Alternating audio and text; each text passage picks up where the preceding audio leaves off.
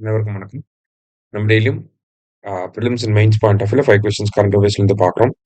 இன்னைக்கு என்ன கொஸ்டின்ஸ் இருக்கு அப்படின்னு சொல்லி பார்ப்போம். First one, the Goldilocks economy is characterised by அப்படின்னு சொல்லி கேட்டிருக்காங்க. கோல்டிலாக்ஸ் பொருளாதாரம் எவ்வாறு வரையறுக்கப்படுகிறது அப்படின்னு சொல்லி கேட்டிருக்காங்க. ஸோ கோல்டிலாக்ஸ் எக்கானமியை பொறுத்த வரைக்கும் பார்த்தீங்கன்னா, ஒரு எக்கானமி லோயர் இன்கம் எக்கானமியா இருந்து மிடில் இன்கம், ஹையர் இன்கம் எக்கானமியா போறதுக்கான ஒரு டிரான்சிஷன் பீரியட்னு கூட எடுத்துக்கலாம். ஓகேவா?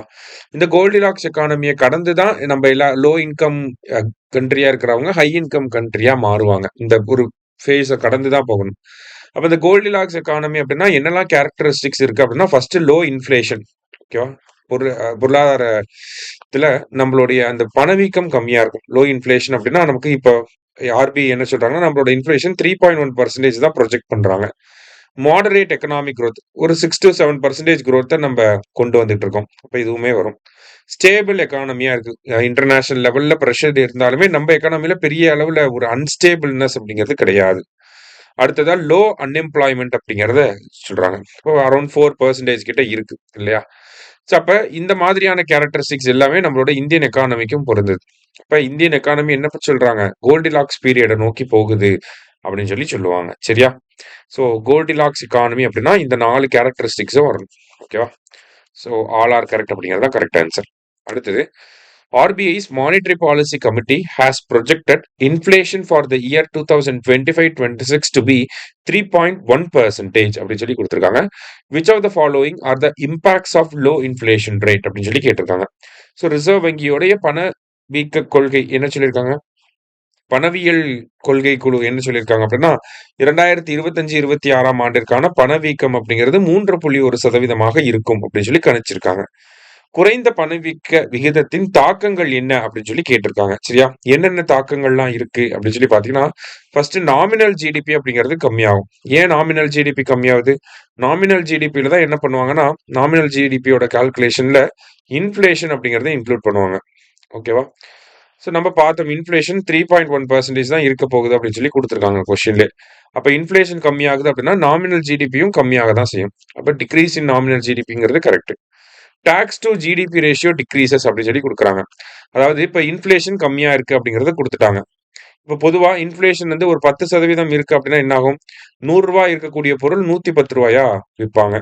இதுவே இன்ஃப்ளேஷன் 3% என்ன ஆகும்? ரூ. 100 இருக்கக்கூடிய பொருள் ரூ. 103 தான் இருக்கு இருக்கு இல்லையா? அப்ப இந்த ரூ. 110 விற்கக்கூடிய பொருளுக்கு ஒரு சதவீதம் டாக்ஸ் போடுவாங்க. டாக்ஸ் போடுறாங்க அப்படின்னா இது வந்து ஒரு எக்ஸ் அப்படிங்கிற அமௌண்ட் வரும். இதே வந்து பாத்தீங்கன்னா இந்த ரூ. 103 இருக்கக்கூடிய பொருளுக்கு நம்ம வரி போட்டோம்னா இந்த எக்ஸை விட கம்மியா தான் வரும். கரெக்டா? அப்ப என்ன சொல்றாங்கன்னா, நமக்கு டாக்ஸ் கலெக்ஷன் வந்து கம்மியாகும் அப்படின்னு சொல்லி சொல்றாங்க. இந்த ஜிஎஸ்டி கலெக்ஷன் அதெல்லாம் கம்மியாகும். ஓகேவா? இன்ஃப்ளேஷன் கம்மியா இருக்கப்ப டாக்ஸ் கலெக்ஷன் அப்படிங்கிறது கம்மியா இருக்கும். ஓகேவா? ஸோ அதனால தான் second statement correct. Third statement பாத்தீங்கன்னா, இன்க்ரீஸ் இன் டெப்ட் டு ஜிடிபி ரேஷியோ அப்படின்னு சொல்லி சொல்றாங்க. இப்ப டாக்ஸ் கலெக்ஷன் கம்மியாகுது அப்படின்னா அரசாங்கம் என்ன பண்ணுவாங்க? அவங்களோட ரெவென்யூ வந்து மேட்ச் பண்றதுக்காக பாரோயிங்ஸ் வந்து அதிகமாகும். கடன்களை வந்து அதிகமா வாங்க ஆரம்பிப்பாங்க. கரெக்டா? இப்ப பாரோயிங் அதிகமாறப்ப நம்ம டெப்ட் அப்படிங்கிறது அதிகமாகும். அதனாலதான் இங்க என்னன்னு கொடுத்துருக்காங்க? டெப்ட் டு ஜிடிபி ரேஷியோ அப்படிங்கிறது இன்க்ரீஸ் ஆகுது அப்படின்னு சொல்லி கொடுத்துருக்காங்க. ஒன்னோட ஒன்னு லிங்க் ஆன ஒரு விஷயம் தான். அதான் அடுத்தடுத்து கொடுத்துருக்காங்க. சரியா? ஸோ 3மே கரெக்ட் தான். ஆல் ஆர் கரெக்ட் அப்படிங்கிறது கரெக்ட் ஆன்சர். அடுத்ததா, the man who fed India is an biography related to அப்படின்னு சொல்லி கேட்டிருக்காங்க. Not an autobiography, it is a biography related to அப்படின்னு சொல்லி கேட்டிருக்காங்க. ஓகேவா? So the man who fed India அப்படிங்கிறது பிரியம்பதா ஜெயக்குமார் அப்படிங்கிறவங்க எழுதியிருக்காங்க. ஓகேவா? பிரியம்பதா ஜெயக்குமார் அப்படிங்கிறவங்க எழுதியிருக்காங்க.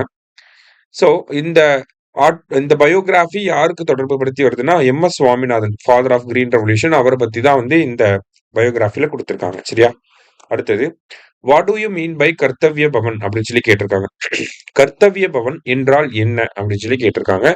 இந்த கர்த்தவ்ய பவன் அப்படிங்கிறது பாத்தீங்கன்னா, நமக்கு ஒவ்வொரு அமைச்சகத்தோடைய அந்த செக்ரட்டரியேட் இருக்கும் இல்லையா? ஒவ்வொரு அமைச்சகத்துக்கும் அந்த ஒரு தனி பில்டிங் அப்படிங்கிறது இருக்கும்.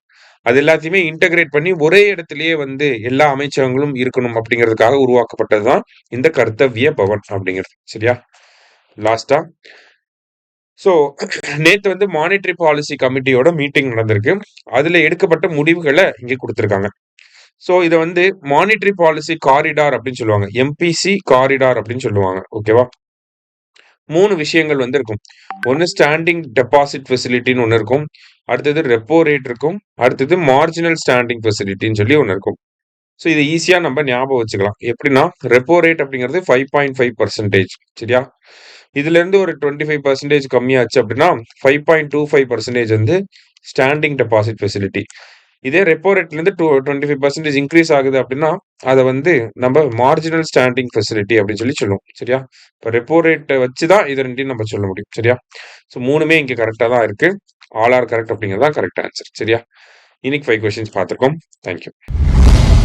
சுரேஷ் IAS அகாடமி வெற்றியின் முகவரி.